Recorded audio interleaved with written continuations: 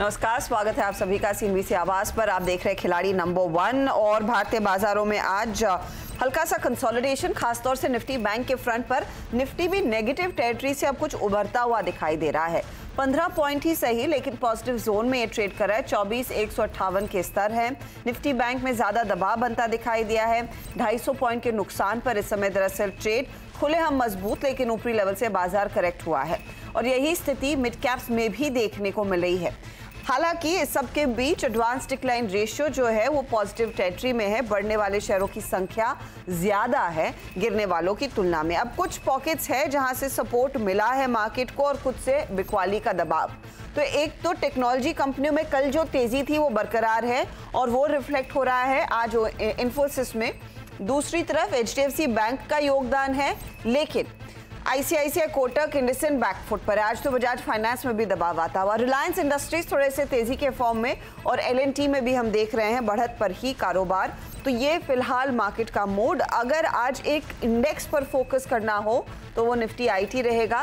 कल भी यहाँ पर मोमेंटम था, आज भी अगर आप ध्यान देंगे तो निफ्टी IT के कंपोनेंट्स हैं जो तेजी में है, लगभग 1% ऊपर ये इंडेक्स ट्रेड करता हुआ।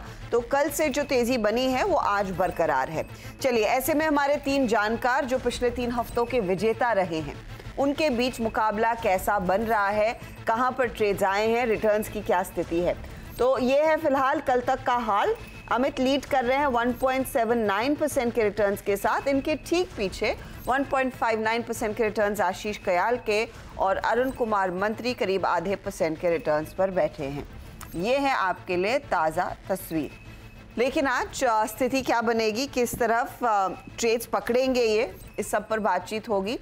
अमित, सबसे पहले मैं आपसे पूछना चाहूंगी, कुछ हल्का कंसोलिडेशन कंसिडरिंग आज वैसे भी 24,236 का हाई छुआ था, किस रेंज में देखते हैं आप मार्केट को ट्रेड करता हुआ लार्जली निफ्टी को? जी, good morning Harshita ma'am and good morning everybody in the panel.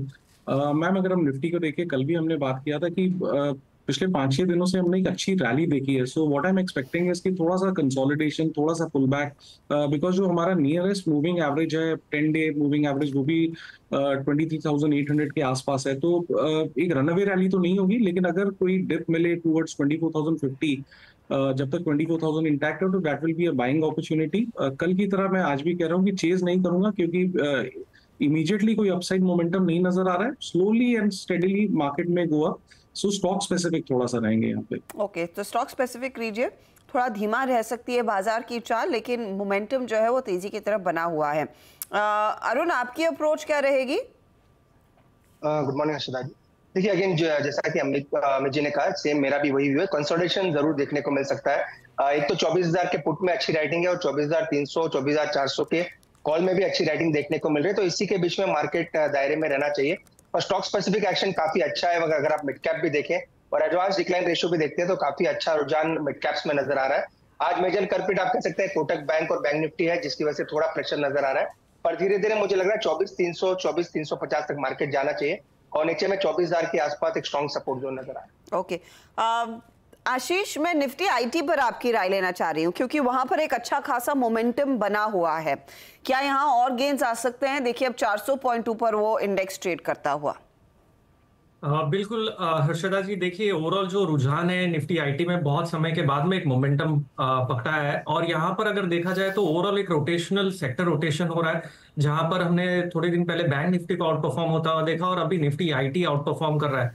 तो ऐसे में बाजार में इसलिए गिरावट नहीं आ रही है, सेक्टर रोटेशन है और रोटेशनल बाइंग देखी जा रही है और निफ्टी IT में बहुत ही स्ट्रॉन्ग बाइंग है। आज के दिन भी 1% से ज्यादा ये उछलकर यहाँ पर ट्रेड कर रहा है। तो ओवरऑल यहाँ से गुंजाइश है कि 38,000 तक जा सकता है निफ्टी IT इंडेक्स, या उसके ऊपर भी जा सकता है। और नीचे में जो इंडेक्स का सपोर्ट है वो करीबन 36,500 के आसपास है। तो ओवरऑल चुनिंदा स्टॉक्स में बाइंग होगी और Nifty IT index definitely positive है। निफ्टी IT पॉजिटिव है, चुनिंदा स्टॉक्स में अभी भी एक अपॉर्चुनिटी बनती दिखाई दे रही है।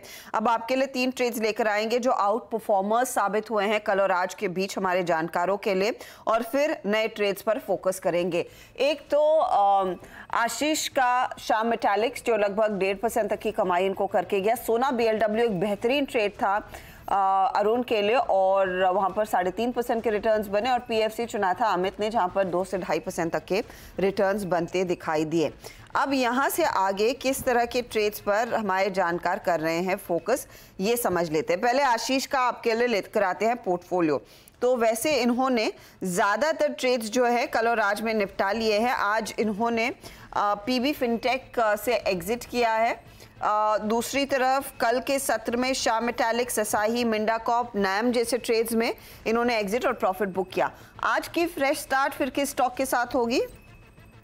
आज देखिए, जो पहला स्टॉक मैं लेना चाहूंगा वो है डेटा पैटर्न्स। यहाँ पे बहुत अच्छा एक रुझान देखने मिल रहा है और सेक्टर भी सपोर्ट कर रहे हैं, जैसे हमने बात की, और वॉल्यूम्स पिकअप हो रहे हैं। यहाँ पर एक ब्रेकआउट आता हुआ नजर आ रहा है। पिछले 6 से 7 दिनों का हाई निकाला है इस स्टॉक ने, तो गुंजाइश है, एक अच्छा मूव मिल सकता है डेटा पैटर्न्स में। लॉन्ग की राय होगी, स्टॉप लॉस लगाना होगा 3060 का, और टारगेट देख सकते हैं हम 3500 का। 3500 के लिए एक अपॉर्चुनिटी डेटा पैटर्न्स में, तेजी वाला ये ट्रेड बन रहा है। Fair enough. अमित का पोर्टफोलियो देखें तो पीएफसी जो मैक्सिमम रिटर्न्स कमा रहा था इनके लिए, वहां पर आज सुबह में प्रॉफिट बुक किया 504 के लेवल्स पर।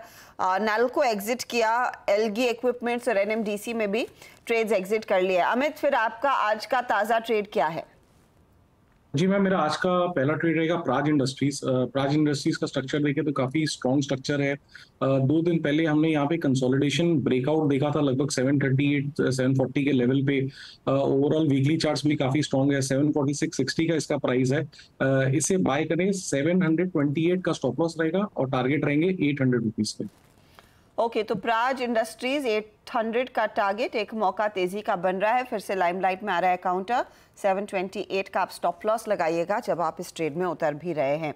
अरुण के पोर्टफोलियो पर नजर डालें तो अरुण के पोर्टफोलियो में भी ऊपरी लेवल से अच्छी खासी मुनाफा वसूली हो चुकी है। ये जो भी ट्रेड्स बने, चाहे वो सोना BLW हो, फैक्ट हो, तानला प्लेटफॉर्म हो, मौके का फायदा उठाया, प्रॉफिट बुक किया है। अरुण, आज का फ्रेश ट्रेड? अगर नशा जी, आज PSU काउंटर्स में अच्छा मोमेंटम है, तो इंजीनियर्स इंडिया में बाई करने की सलाह है। 262 के आसपास ये ट्रेड कर रहा है। यहाँ से मुझे लग रहा है स्टॉक आपको 285 के प्लस तक के लेवल दिखा सकता है, तो 254 के स्टॉप लॉस के साथ बाई करें। ऊपर में 288 का इमीडिएट 1 से 2 दिन का टारगेट है। 88 का टारगेट रहेगा, तेजी वाला ट्रेड है। अच्छा, वैसे एक एक ट्रेड आप लोग और जोड़ सकते हैं, तो मैं आपको कुछ समय देती हूँ नया ट्रेड आइडेंटिफाई करने के लिए। तब तक बात करते हैं आज की नई लिस्टिंग की। आज कॉर्पोरेट स्कैन में एलाइड ब्लेंडर्स के मैनेजमेंट हमारे साथ जुड़ रही है। 14% प्रीमियम पर ये कंपनी ने अपनी पारी की शुरुआत की है। ध्यान रखिएगा, एलाइड ब्लेंडर्स देश की तीसरी बड़ी Indian made foreign liquor company है, और ऑफिसर्स चॉइस, स्टर्लिंग रिजर्व जैसे कंपनी के मशहूर ब्रांड से कई लोग वाकिफ भी होंगे। लिस्टिंग तो हो चुकी है, एक प्रीमियम पर कंपनी ने अपनी पारी की शुरुआत की है। अब आगे का प्लान क्या है उस पर खुलकर बात करेंगे। हमारे साथ कंपनी के MD आलोक गुप्ता जुड़ गए। आलोक, गुड मॉर्निंग एंड कांग्रेचुलेशंस, एक अच्छी लिस्टिंग। इनफैक्ट जब आपसे बात हुई थी लिस्टिंग से पहले, आप लोग कह रहे थे कि करीब 5,000 से 5,500 करोड़ का रेवेन्यू अगले 3 सालों में आप अचीव करना चाहेंगे। ये कैसे होगा? क्या नए ब्रांड्स जोड़ने वाले हैं? क्या कैपेसिटी एग्जिस्टिंग ब्रांड्स की बढ़ेगी? डीपर मार्केट पेनिट्रेशन करेंगे? प्लान क्या है? जी, पहले बहुत बहुत धन्यवाद आपकी विशेष के लिए। और मेरे ख्याल से आपने पूरा प्लान समराइज कर ही दिया है। तो फोकस ये रहेगा कि जो हमारी जो पोर्टफोलियो है उसको हमने 3 भाग में डिवाइड किया है।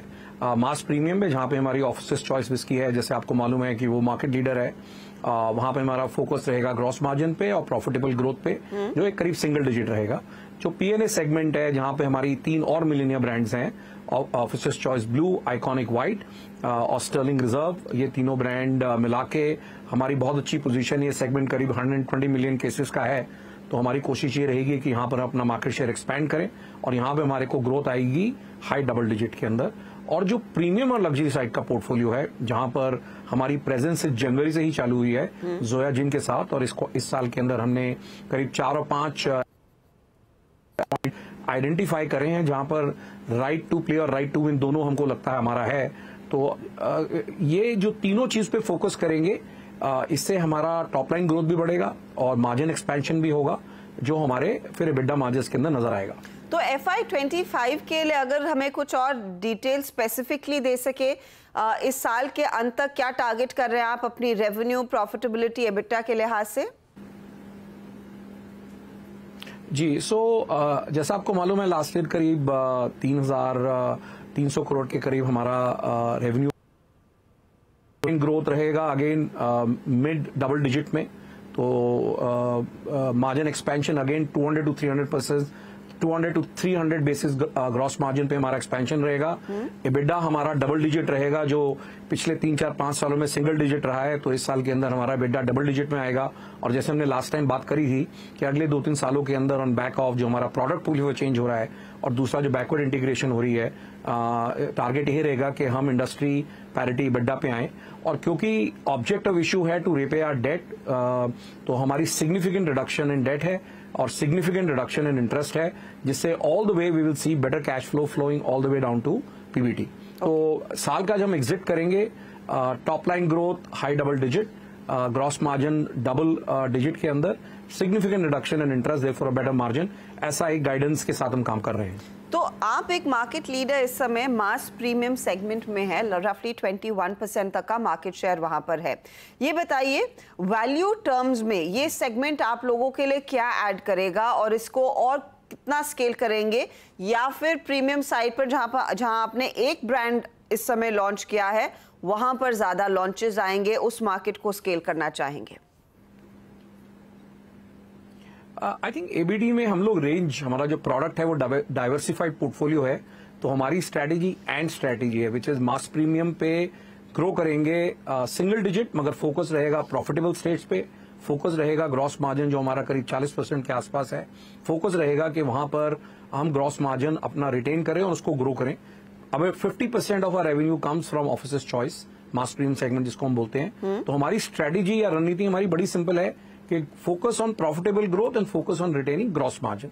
और जो हमारी वैल्यू ग्रोथ आएगी वो पीएनए सेगमेंट से आएगी, और जो हमारा मेजर एक्सपेंशन होगा प्रोडक्ट पोर्टफोलियो का वो होगा प्रीमियम और लग्जरी साइड के अंदर। तो फोकस एक ब्रांड पे नहीं है, फोकस है पूरी रेंज के ऊपर। तो जो पोर्टफोलियो हम बिल्ड कर रहे हैं, this is an end strategy, mass premium, PNA and the luxury segment. Alok, मैं इनफैक्ट आपके पियर्स के बैलेंस शीट्स पढ़ रही थी और स्पेशली पिछले क्वार्टर में एक चीज हमने नोटिस की थी कि mass segment is where the maximum action is, वहीं पर सबसे ज्यादा कमाई हो रही है। आप लोगों का एक्सपीरियंस क्या है, डिमांड के लिहाज से कितना बदलाव देखने को मिल रहा है? क्योंकि बीच में ऐसा था कि लोग प्रीमियम प्रोडक्ट्स की तरफ शिफ्ट कर रहे थे, but now it seems they have come down to prestige and above and mass has also picked up. जी, आई थिंक आपने बिल्कुल सही ये ट्रेंड पकड़ा है। जो प्राइस पॉइंट हैं अभी मास प्रीमियम और प्रेस्टीज और डिलक्स सेमी प्रीमियम, जो प्राइस पॉइंट्स हैं वो बहुत अफोर्डेबल हैं, और जो प्राइस पॉइंट्स के अंदर चेंज भी काफी नहीं आया पिछले 2-3 साल के लिए, तो कंज्यूमर के लिए बहुत आसान हो रहा है to move up the value chain. तो जैसे हमारी आइकॉनिक व्हाइट है जिसको हमने नवंबर 22 में लॉन्च किया, उसने पहले 13 महीने में ही मिलियन केस किया और लास्ट ईयर 2.2 मिलियन केस किया, और लास्ट क्वार्टर में एग्जिट किया 3 मिलियन केस पे। तो कोई भी नई ब्रांड ऑफरिंग जो एक यंगर जो कंज्यूमर को it's engaging it differently, price point बहुत ही अफोर्डेबल है। इसी कारण हमको लगता है कि जो सेगमेंट है यहाँ पे ग्रोथ डबल डिजिट रहेगी आने वाले सालों के अंदर। ओके, ये हम हाल ही में सुन भी रहे हैं कि उड़ीसा की नई सरकार कंसिडर कर रही है कि एक बैन लगाया जाए। क्या उस सेक्टर में आप लोगों का एक्सपोजर है? आपने ऑन ग्राउंड क्या सुना है, क्या इससे बड़ा हिट आ सकता है?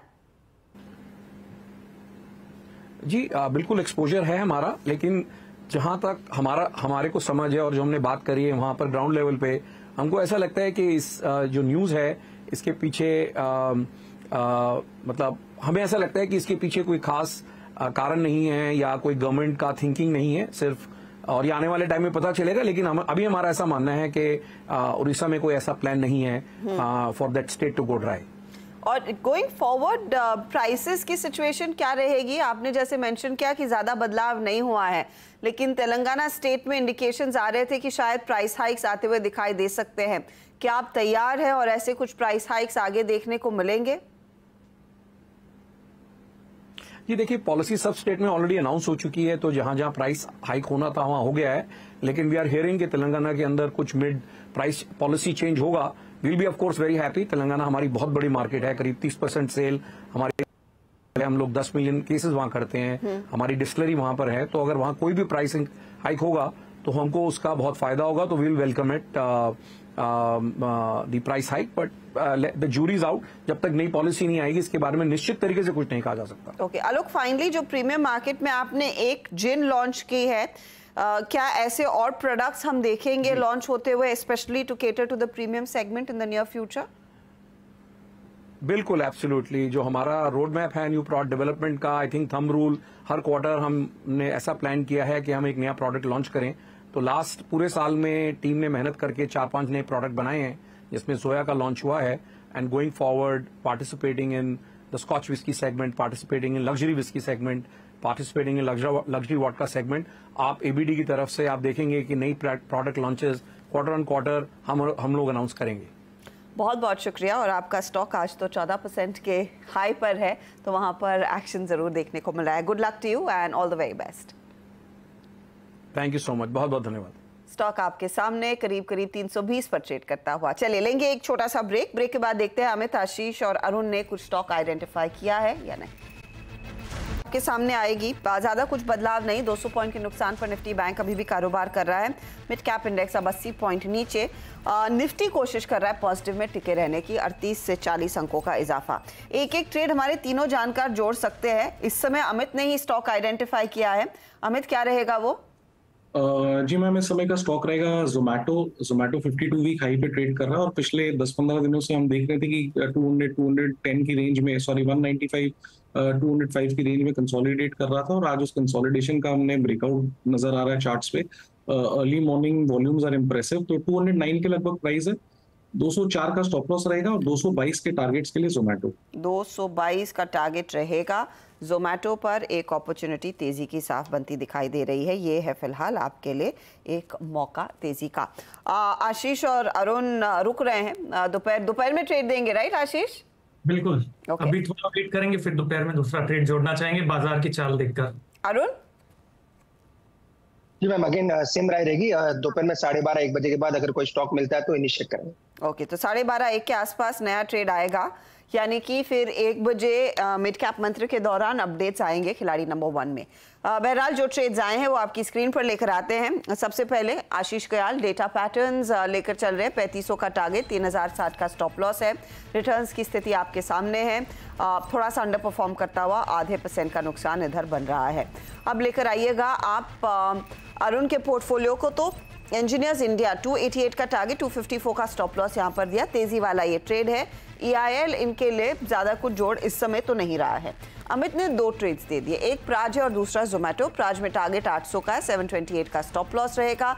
और जोमैटो में 222 का टारगेट, 204 का स्टॉप लॉस आप लगाकर चलेंगे।